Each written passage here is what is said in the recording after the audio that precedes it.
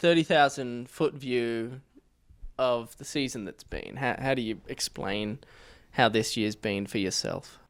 It's been a roller coaster. It's been exciting. It's been eventful. I think there are a lot of positives, a lot of things that that we can hold our heads up and be really proud of. Obviously, things that we can and should improve moving forward. But I think we'll do that. And so, overall, I think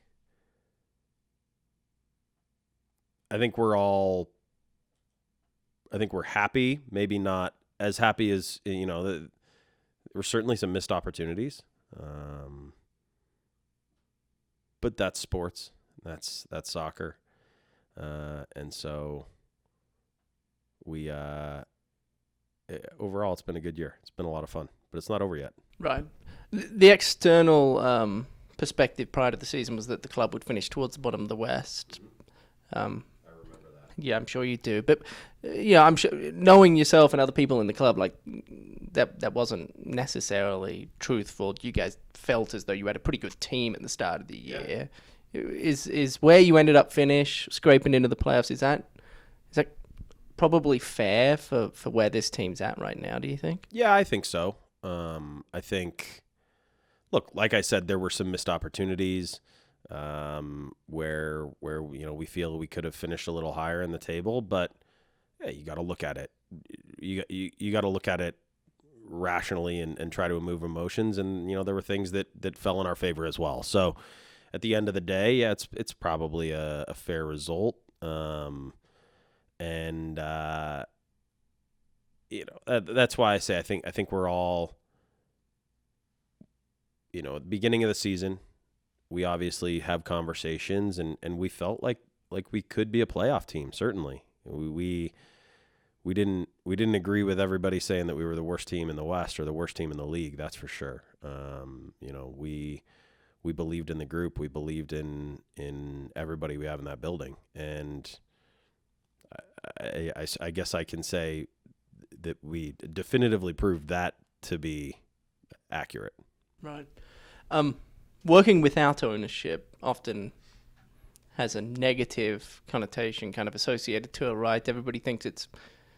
But I have to assume, sure, you don't have maybe the funds to purchase DPs that you would like to have at your disposal, but you don't have a boss. You work with the league, who's as neutral as it comes. So has there actually been positives coming from the last year and a half without ownership? Yeah, there have.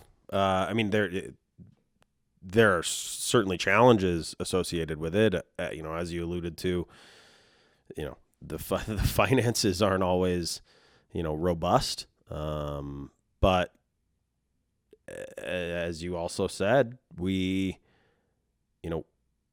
able to make decisions, and we're able to go through, our process internally and really refine that process and believe in it and make decisions and then act on those decisions and believe in those decisions, as opposed to, some of the other,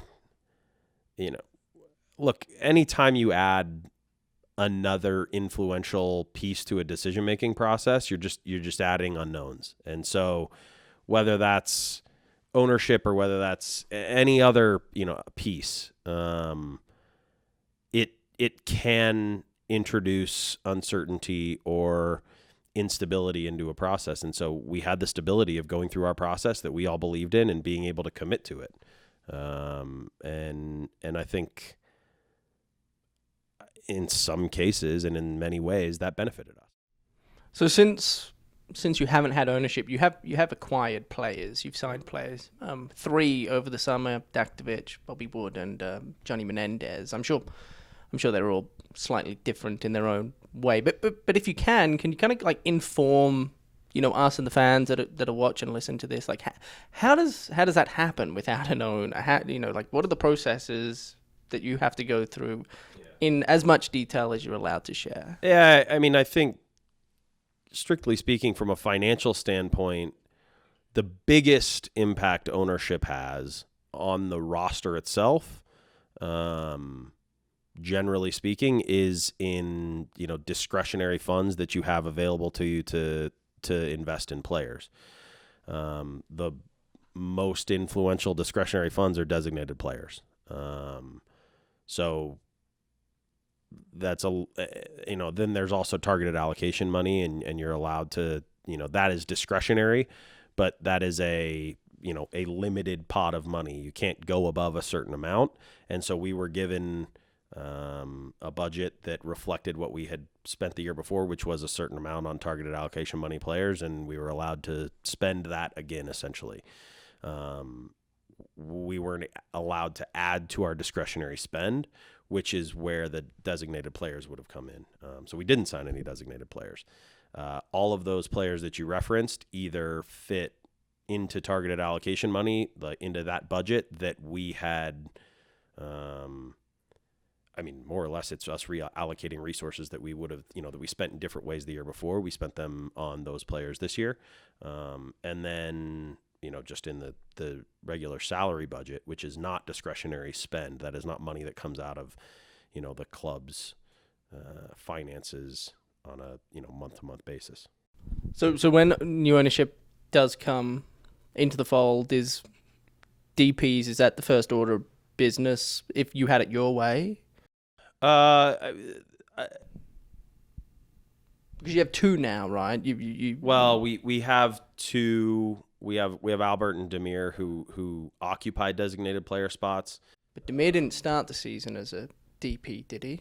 He technically started the season. We moved him into a DP slot, but he is eligible for multiple spots on the roster. So we have, and it's widely known, Albert's out of contract at the end of the year. So if we chose to sign 3 new DPs, we could do that. Now, we would certainly like to have Albert back. So those are conversations that are happening and will pick up steam. But so in an ideal world, you'll just have one DP to sign this offseason with Demir and Albert next year. I think the answer to that question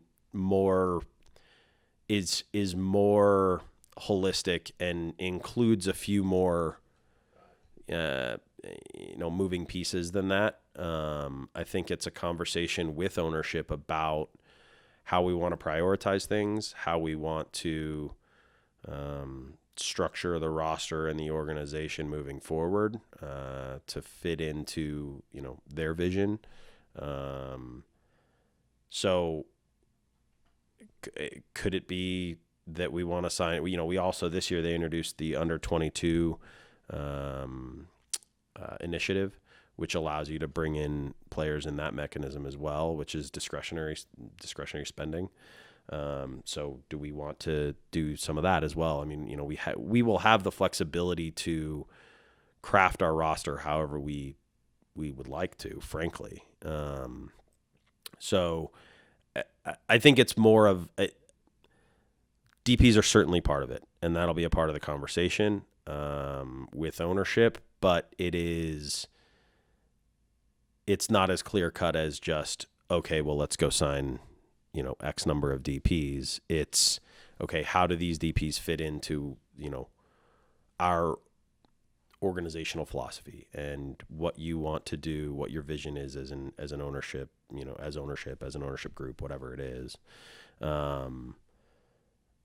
It's just, there's a lot of moving pieces, I guess is what I would say to that. So I'm going to go back to the start of the year. You hired Pablo as an assistant.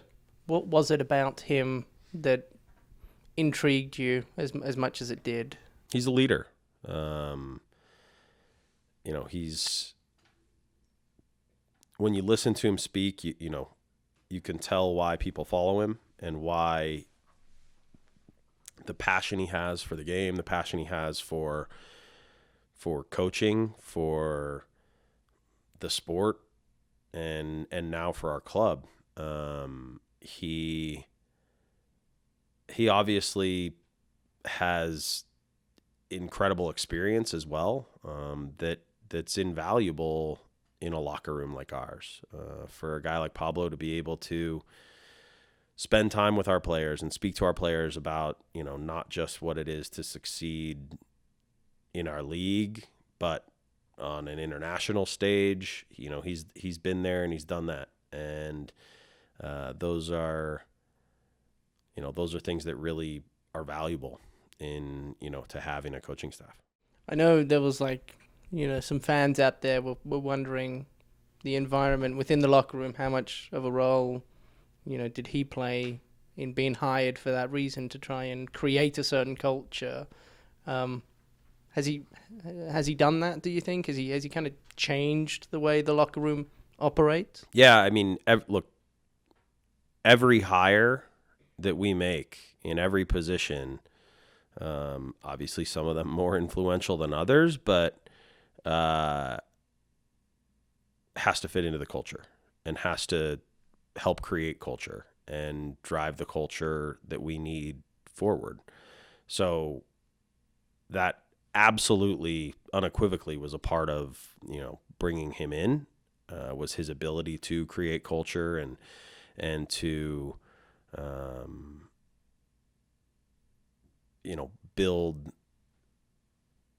build our group and reinforce what we need in our group. And he's done that, certainly. I mean, I think, you watch games like Sunday, and you see the fight and you see the determination and you see the guys, believing. That's culture. That's a big part of the culture. So absolutely, he's done that. You're in the 6th seed back in towards the end of August, and news breaks that the gaffer, Freddie Juarez, has decided to take an assistant role in Seattle. I think you've been pretty public about how it unfolded. The conversations with Garth, and then having a club policy where you'll never not allow somebody to take that phone call if it ever comes. How did all of that transpire? What were the steps in how that all unfolded? Yeah, I mean, look, that was it. I mean, Seattle called and asked permission to speak to Freddie about their open assistant coaching position, and we said, yes, that's our, again, like you said, that's a, it's a personal belief of mine that we should always, allow people to explore conversations. If the phone call comes, we shouldn't deny them the ability to have a conversation. We of course want people to want to be here. And it goes back to the culture you talk about. We need to create a culture that where people want to be here. And if a situation comes up and you don't want to be here anymore, then, we have to, we're going to have conversations. We'll have to figure it out. And look, that's not the end of the conversations with, Freddie and with Seattle, right? I mean, it's, we have to come to an agreement to allow him to go. And it's not that as soon as we say, yes, you can speak to him, then suddenly he can just walk away. So, there were more conversations that were had, and it was, I think, Freddie felt, I don't know, I shouldn't speak for Freddie, but everybody felt that it was the move that he wanted to make, and he felt was right for him, and we felt like we could accommodate under the set of circumstances, and we felt like we had Pablo who could take over in the interim and do a good job, and we could go from there. So I guess my next question was, were you at all surprised he decided to not leave necessarily, but just take the phone call, in the middle of the season when he's got as good of a job as he's ever had in his life? But it sounds like you probably weren't all that surprised. No, I look, the things that we've seen over the last couple of years, the things that I've seen while, being with this club and in this job, nothing surprises me these days. Freddie did a great job in a lot of roles for this club for a long, long time. He had, the team that was in first place in the Western Conference, who's a perennial power, and some really, really talented, good people that work there. Calling him and asking him if he wanted to come work with him. I suppose on some level, I'm not surprised he would have the conversation. I think you kind of owe it to yourself to have a conversation. So I haven't even thought about that, to be honest. Like in the moment, I didn't even think about it. It was, I went to Freddie and I said, they called and they want to speak to you. And I told them they can speak to you. So Freddie knows Garth, Freddie knows Craig Weibel, Freddie knows, people on that coaching staff. I'm not going to pretend to know what went through his mind, Job security is obviously paramount in your profession, or just professional sports in general, and sure. I'm sure the lack of ownership kind of poised as some daunting kind of future for him, and Seattle's a pretty cushiony job. So I think at first the fan base was pretty shocked by but you sit down and you think about it more and put it started to make a bit more sense. Yeah, I mean, and look, I understand the fan base feeling that way. I mean,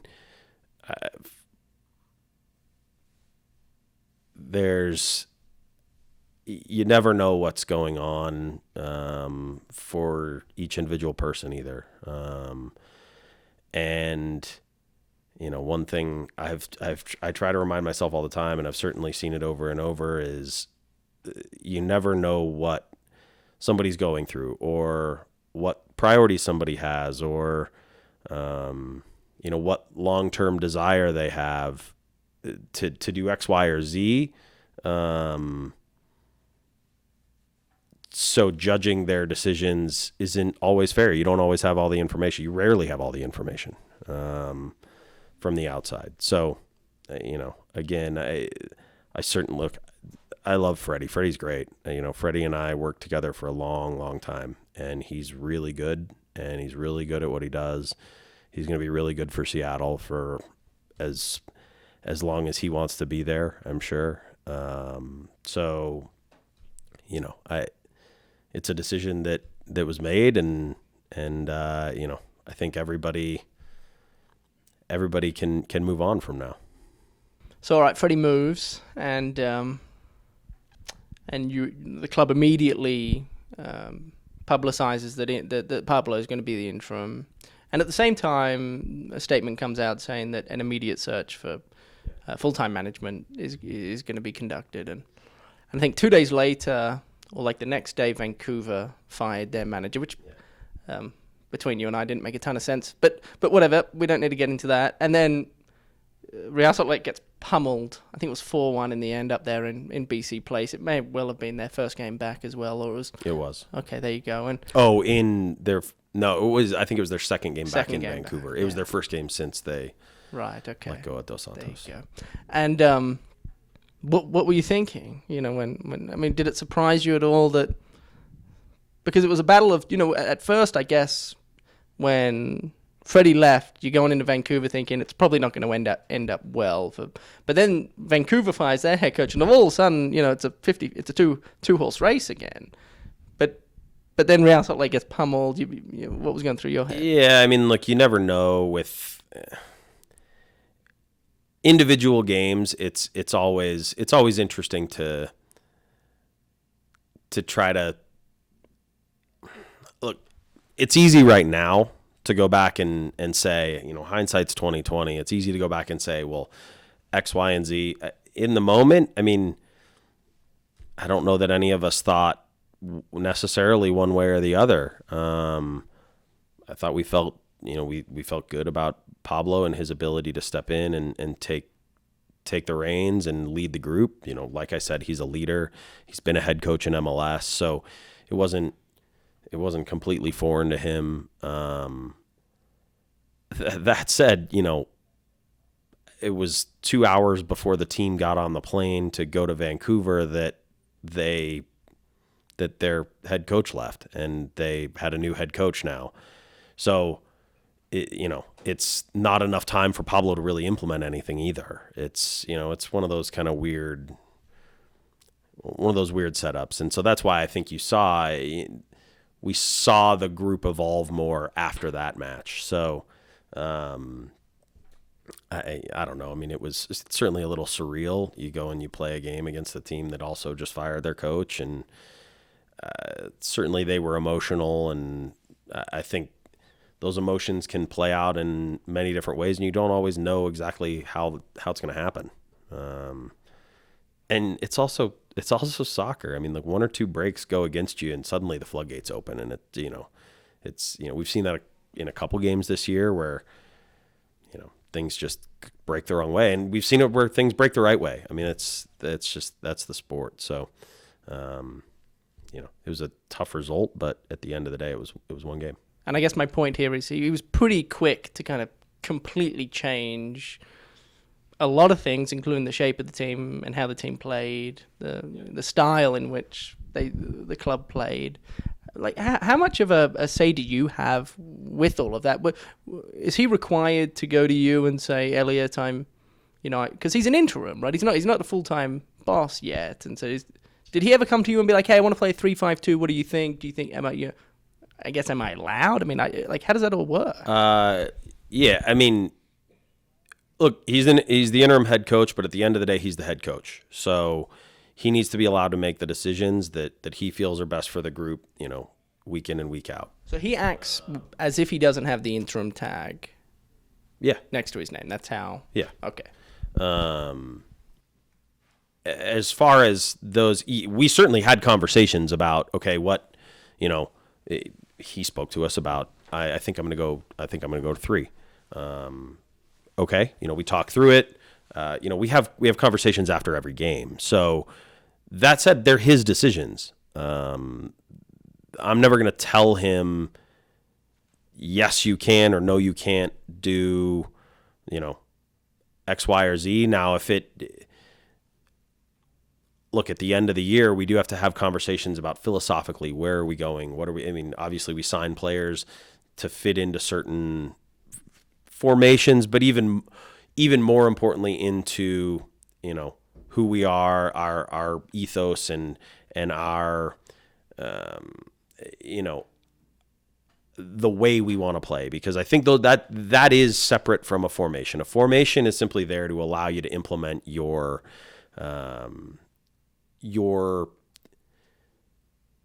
desired traits, right? And what you're doing is you're setting up the team so that you can affect the game the way you want to affect the game. And in some cases it's so that you can put your best 11 players for that game on the field, or the 11 players that you think are going to help you get the result, or there's a lot of different reasons you do things in different formations.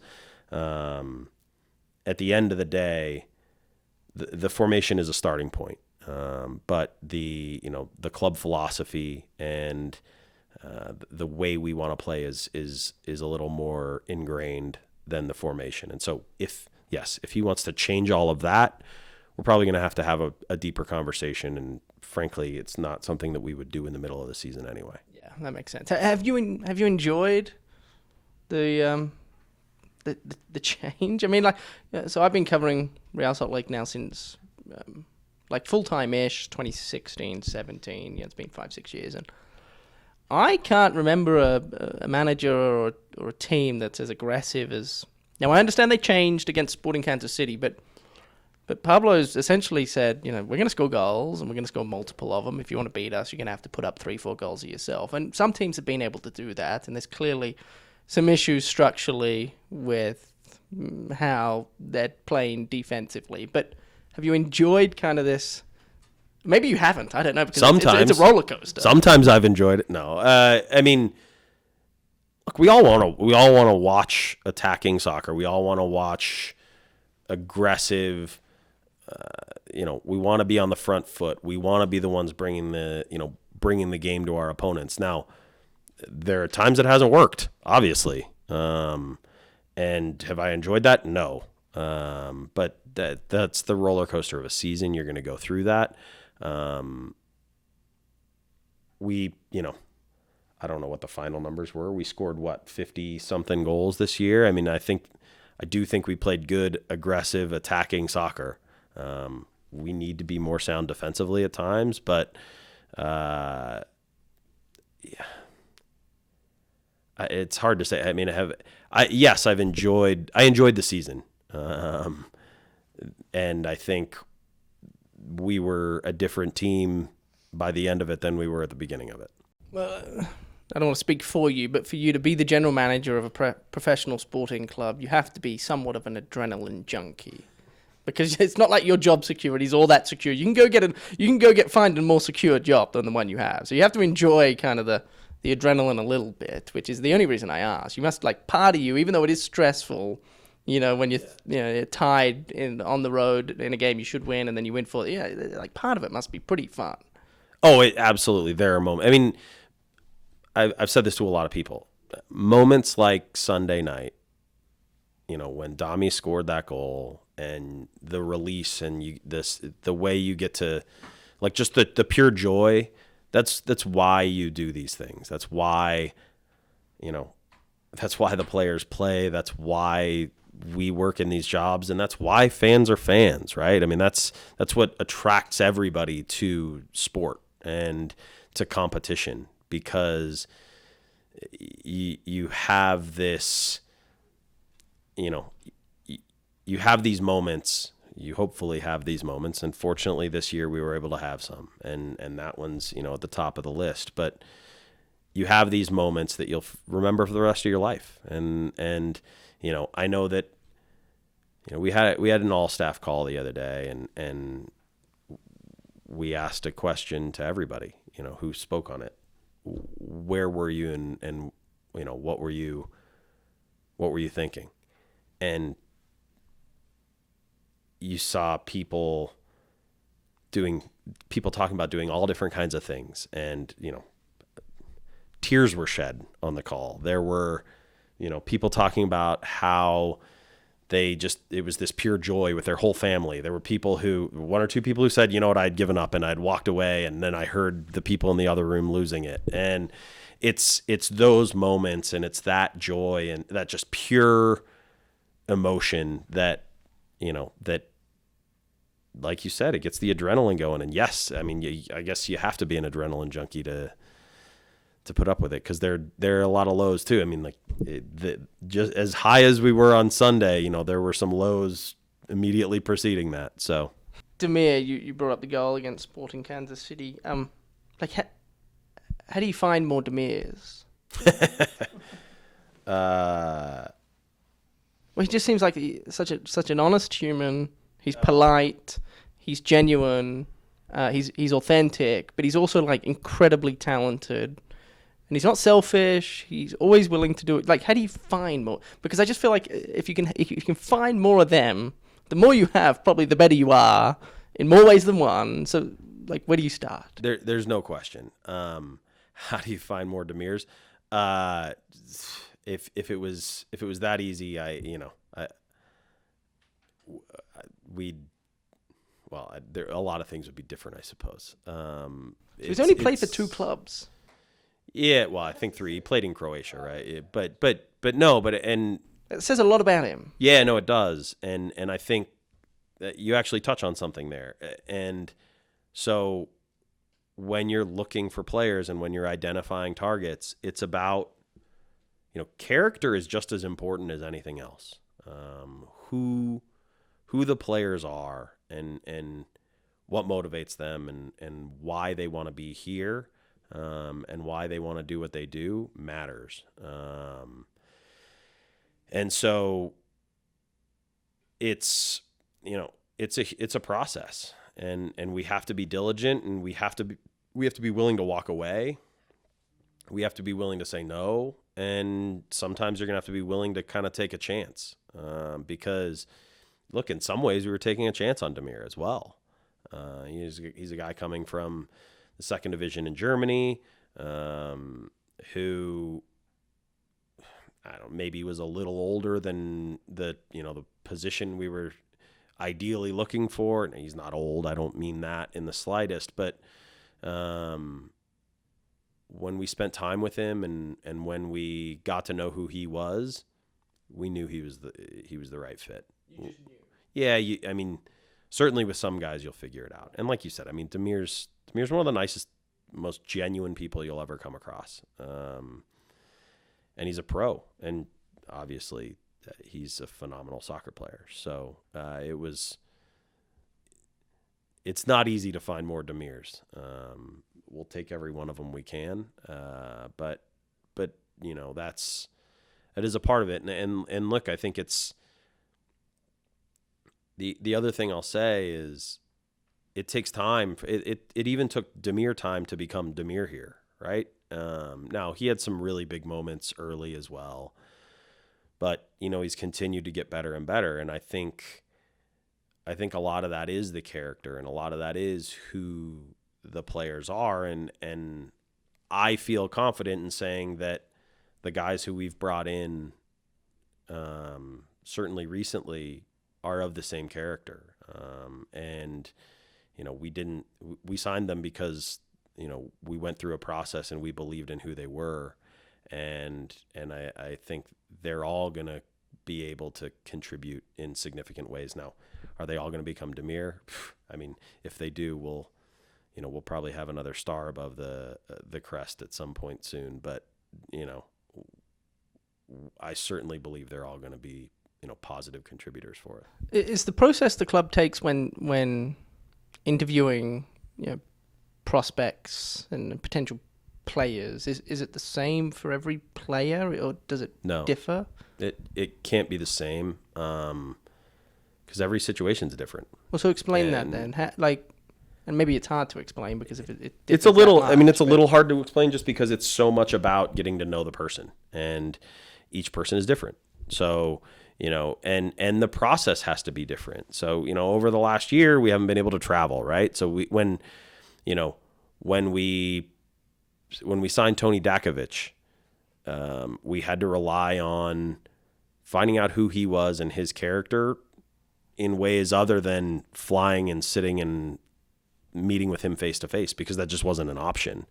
Now Demir knew him. So we were able to vet him with Demir, and we were able to talk to him about who he was and what kind of professional he was. You know, we were able to talk to a couple other people at clubs that he had been at. You know, Anderson Julio we signed at the beginning of the year, and that was different because we had made an offer for him a year earlier, and so we had flown to see him face to face. We had done our due diligence, and it didn't work out at the time, but then he became available again, and so then it was, all right, we don't have to go through the same process in this moment. You know, we've gone through a process. We have to check some more boxes. We still have to have conversations, but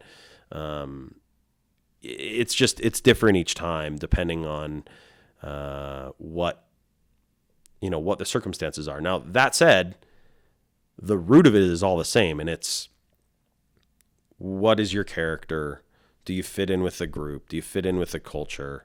And establishing that and doing everything we can to glean that from the player. And then look, you're going to get some right, you're going to get some wrong. But I guess what I would say is the process is different every time, but the root goal is the same. There are a million different ways I could go with this, and we probably don't have all the time in the world. But like, how often does the culture of a locker room change? Because like, part of your job would have to be to establish, you know, how that locker room works. And then when you go out and you sign players, you go, you know what, I think so-and-so is going to fit, but I don't know if so-and-so is going to fit. You know, this guy will, but this guy won't. Here's why. Like, how often are you trying to establish what the locker room is? And how do you even... is it the leaders? Look, yeah, I mean, that's a huge part of it, leadership. The culture of the locker room is a living, breathing thing. It changes all the time. You know, the culture we have today is different than the culture we had day one, which is different than the culture we had last year, which is different than the culture we had the year before. And that's because very rarely are all of the inputs going to stay consistent. So, you know, you're always going to have different influences and different pieces coming into it that tweak it here and there. Now, again, the end goal is the same thing, which is a culture that is going to fight for one another, is going to believe in the vision and believe in the plan and believe in where we're headed, and is going to do things the right way. And most importantly, is going to treat people the right way. So I think there are, when you're having these conversations, there are kind of core values and principles that you want to see. And if you check those boxes, there are a lot of ways that you can implement them. And then it's about finding pieces that complement each other. And, because even we talk about leadership, there's different types of leadership. And so, one leader may lead in a certain way. And so then you need a guy who's going to lead in a slightly different way. You don't want 4 leaders on a team that all do the exact same thing, because you're going to leave a void, because you're just not going to hit every angle of it. And so, you have to balance it. And it's, like I said, it's living and breathing. So it's one day or 1 year, it might be this, and then the next year it's, a little bit of a shift here or there. And players change and players evolve and grow. And so you need to complement them differently at times as well. So prior to the Sporting Kansas City game, I was speaking to Aaron Herrera via just basic media availability. And I can't quite remember the question I asked, but we were talking about kind of defensive transition and how it's been an issue, and how do they plan on solving it prior to the Sporting game. And he said, communication's obviously integral if you want to be good, really, in any sport. And he said it's hard. He said really hard, because there are some guys on the team that don't speak great English. There are other guys that don't speak much Spanish at all, or it's just like basic communication can be difficult. And so then Pablo came on to the podium, and I asked him about communication. He agreed with Aaron. He said, look, it was an issue we had at Houston last year, and it's an issue we're having at Real Salt Lake now. So walk me through, you're obviously in charge of the players that come and go, with communication being as integral as it is for any team to have success. You got to make sure the players can speak to each other. Sure.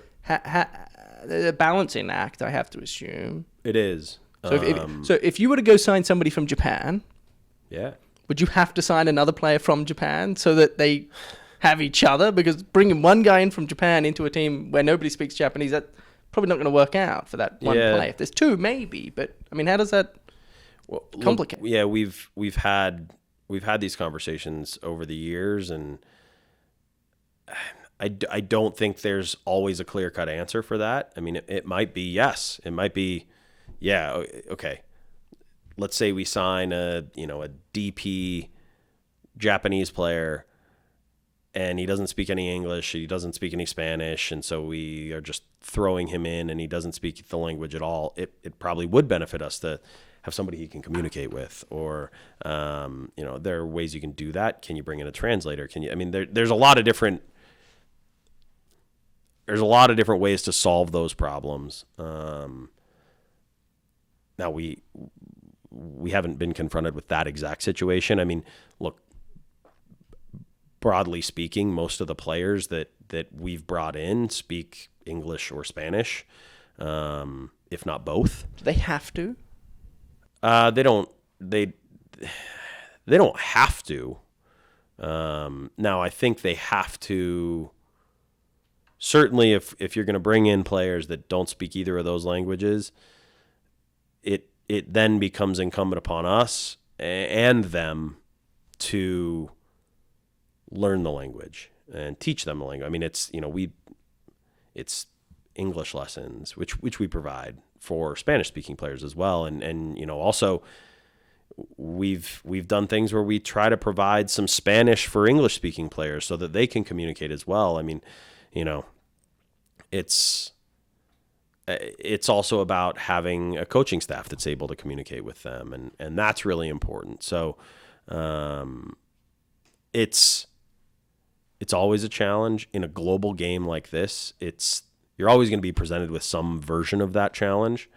And it's why, it's also why continuity really helps you, because if you keep a group consistent, they're going to grow together and they're going to communicate, and they're, just naturally there's going to be more avenue for communication. So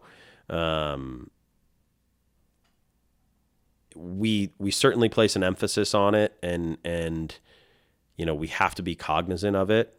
And there's certainly more we can do, and we will, we talk about it all the time, and how we can continue to implement more and more ways to facilitate that and facilitate that growth. And that's just one element of the growth that we try to bring about. The coaching search. It was inevitable I was going to bring it up at some point. I figured I'd bring it up now. I guess you're probably not going to give names, which is fine. No, why would you? I don't know. But there's obviously like help me understand, and the fans understand, like the process it takes to get to wherever you are now, because I think it's interesting.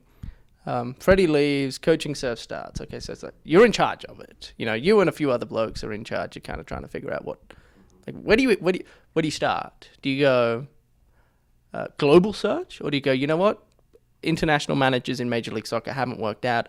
Let's start with managers that are available in North America and go from there. And then you go, okay, so we've got this pool, and then how do you just go from step to step?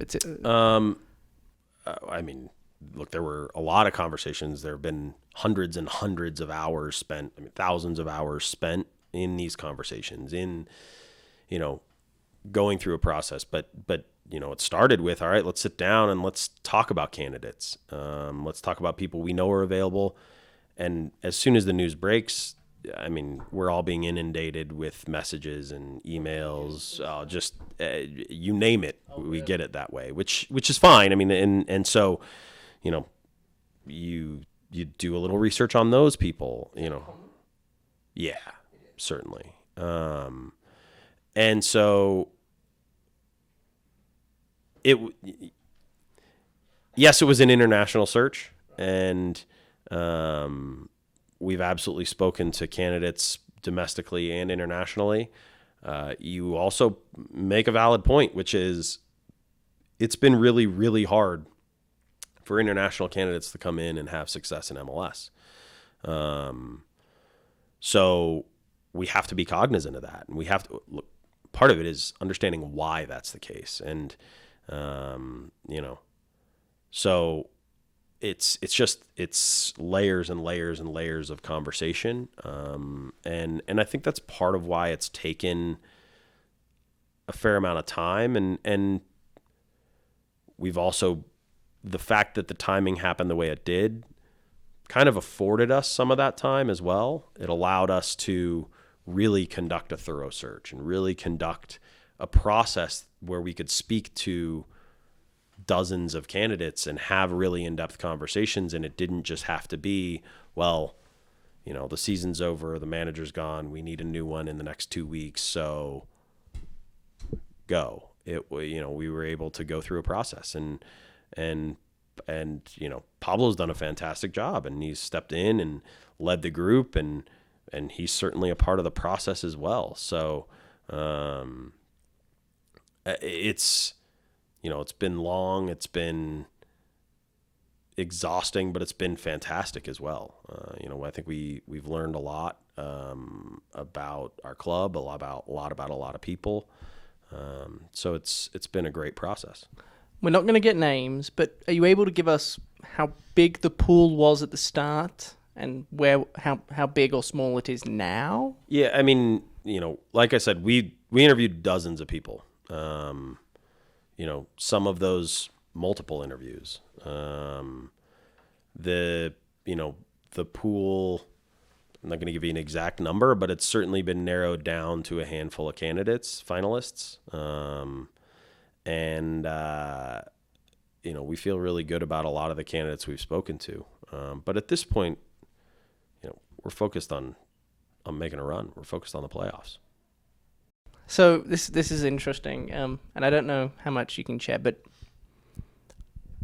I have to imagine if Pablo goes on a playoff run, maybe he doesn't win the MLS Cup, but wins a couple of games.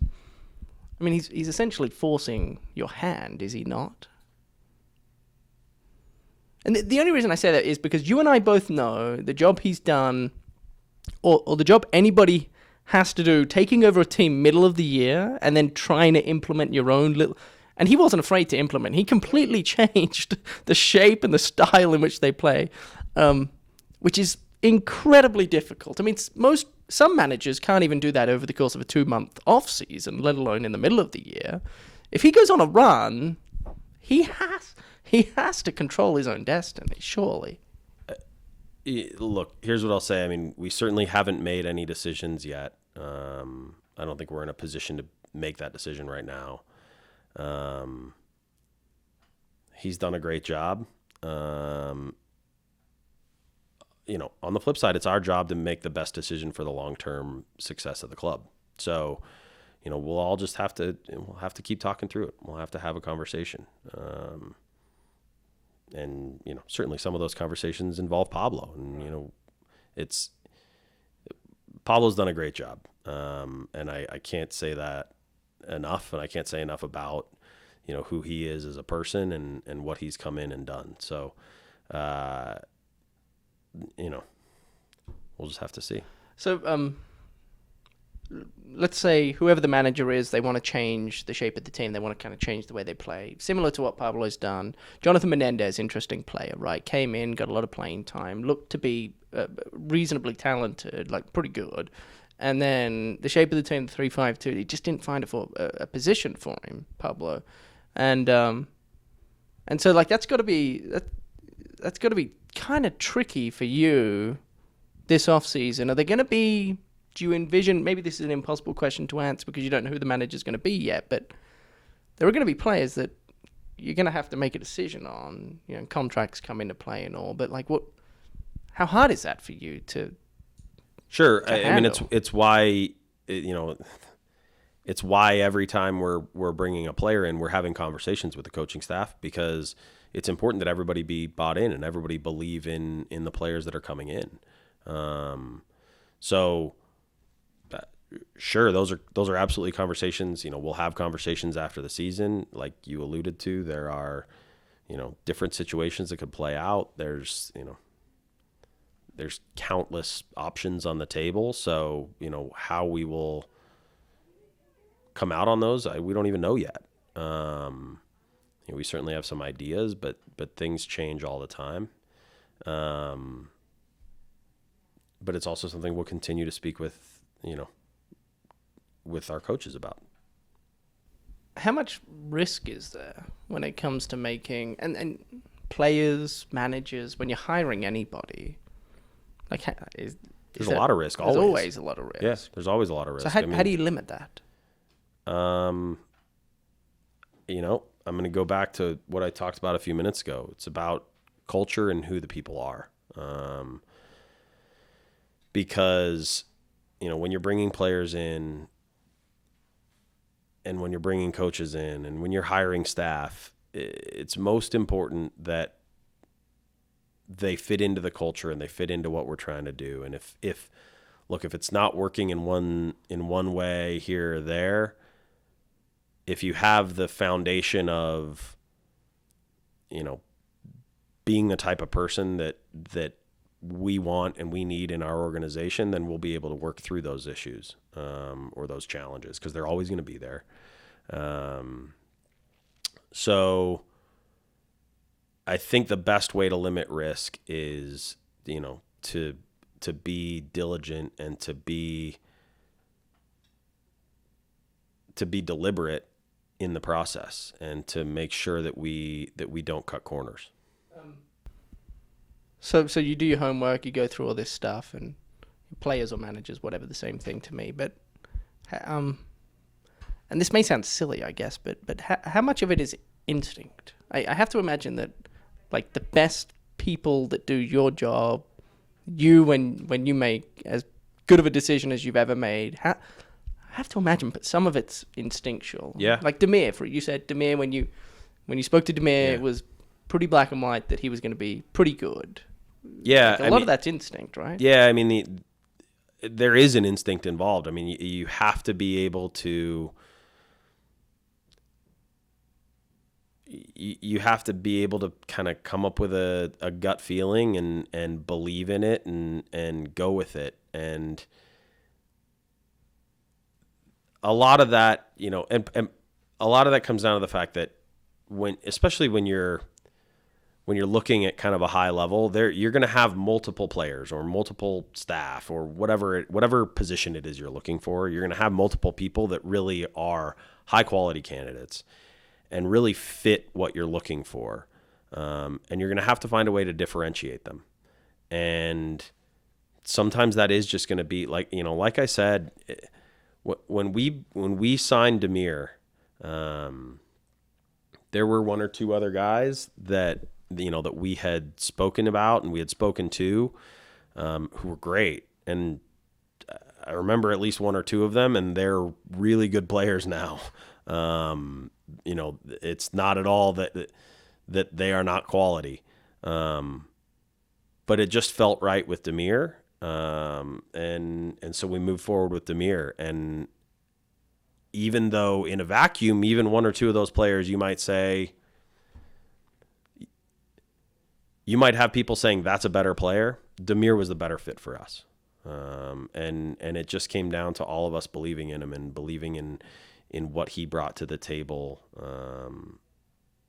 across the board. Correct me if I'm wrong, whether it be hiring a player or signing a manager, you're trying to get the fit. The easy part in hiring a player is establishing whether or not they're good enough to play at this level. The hard part is the character side of things. Management, you're looking for a leader. Yeah. So how do you kind of determine the better leader from the, I think from a leadership standpoint, you got to talk to people that have been around that person. Okay. And seen how that person works. By the way, that goes for players, that goes for managers, it goes for people. I'll be honest, in a lot of ways, I don't think what we are doing, it's different, but from a character standpoint, it's not any different than what you should be doing in any line of work, which is hiring people, and people that are going to complement the skill sets of those around them, that are going to fit into the culture, and that are going to do things the right way. And so it really comes down to that. And with leadership, it's,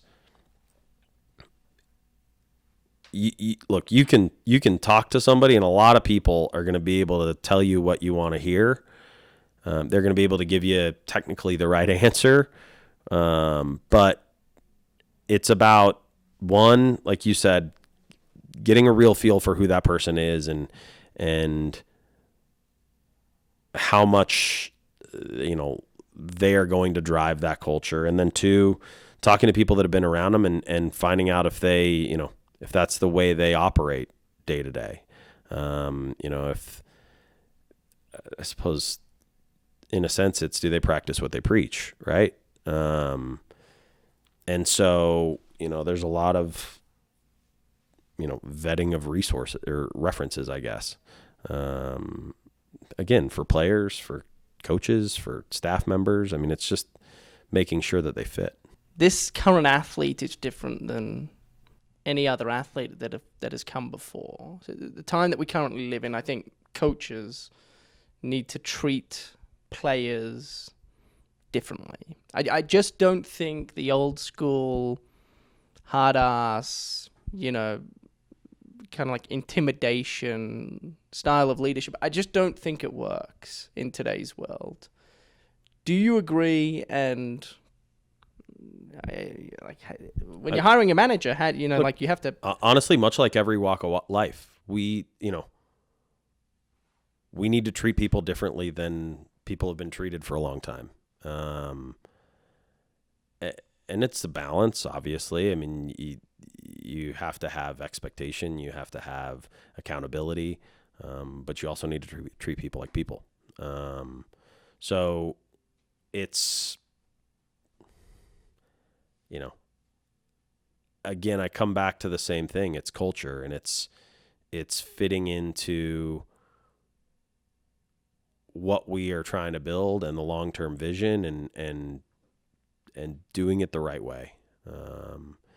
And that's not cutting any corners, and that's treating people the right way, and it's being respectful of, everybody, and which is coworkers, which is players. So, it's the same across the board. So I guess what I'm getting at is, management has evolved. Player management has evolved. We're signing different players now than we were signing 10 years ago. We are, players who come into our group from our academy are coming in different ways than they've come in before. They've had different struggles and challenges that they had to be confronted with. So there's two sides to that coin. In one respect, they didn't learn the same lessons that some of the players learned 10 years ago, but they have new lessons, and they've seen different things that players 10 years ago hadn't seen either. So it's a constant evolution.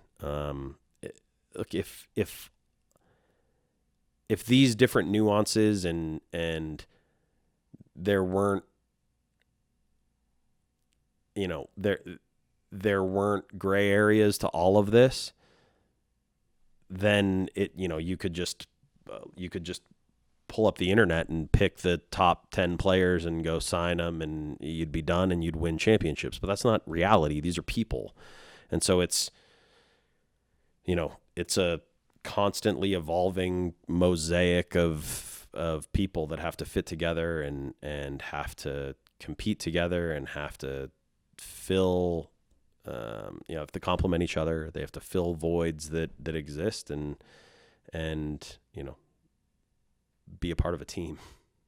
The last subject I want to touch on is obviously ownership. And I don't know how much you're allowed to share, but we're at a point in the year where I'm allowed to share less than I know, and I know practically nothing. But go ahead. Well, we're at a point now where it's like Real Salt Lake may beat Seattle on the 23rd, but there's probably a better chance they don't, which would suggest the conclusion to the 2021 season. You hear that, fans? Tom doesn't believe in us. No, I think there's a chance you win, but if I'm a betting man, I don't know. I'd probably put my money on Seattle. Anyway, either way, the season is going to come to an end at some point, right? Whether it be the 23rd of November or however many weeks down the road. Not many. So not many. Yeah. Ownership has to come at some point. Like it has to come sooner rather than later. It can't not, in my opinion. Do you wait for the ownership party to take over to then hire a new manager? Or because you don't know when the new owner is going to come, do you make the manager decision without them? How does that work? Well, I'm going to give you probably an answer you don't love, but I don't know, because that's a constantly evolving situation. I mean, if an ownership group comes in the next 2 weeks and says, we're buying the team, or we just bought the team, we want to have a say in who you're hiring as a head coach. Well, of course, they own the team. That's their prerogative, and we'd be foolish not to consult with them. And presumably they're going to be really smart, credible people who we can have real conversations with and vet the process with as well. So until that happens, though, we have to continue to operate, and we have to continue to make decisions in the best interest of the club. Because I'll tell you what's not, I imagine, attractive to ownership is, complete uncertainty and us not having a coach, whoever that coach is. I mean, ownership is going to want us to continue to move forward, and they're going to want us to continue to be successful and continue to move in that direction. And without a coach, we can't do that. So you've said in the past that any decision you make, you basically have to any serious decision you make, you have to run through league office and kind of communicate with the league, and this is what we want to do, blah blah blah blah. So the season comes to an end at some point, and you go, we need to hire a manager, like sooner rather than later, so that we can have that person in place for the entire off season, get to working on what all of the variables that come into play with that. I assume they're either going to tell you to wait because an ownership is incoming shortly, or go right ahead. But you haven't had that conversation yet. That hasn't occurred. No. Yeah, I mean, I assume yes. I mean, look, you laid it out as well as I could. We speak to the league on major decisions, just like we would speak to ownership on major decisions. So, and effectively we treat them as ownership in that respect. And so we call them and we lay out the process to them and we say, this is why we want to make this decision. And they say yes or no. Now, generally they've been very good and they've worked with us very well and they've trusted us. So they've done that to this point. If we do that with a head coach and they turn around and say, no, you need to wait because X, Y, or Z, then we'll wait. I mean, that's what we have to do, but that hasn't happened. So I'm not going to speculate on whether it will or, why it would or if it would. I think that's all. Put you through the ringer. No, it wasn't that bad.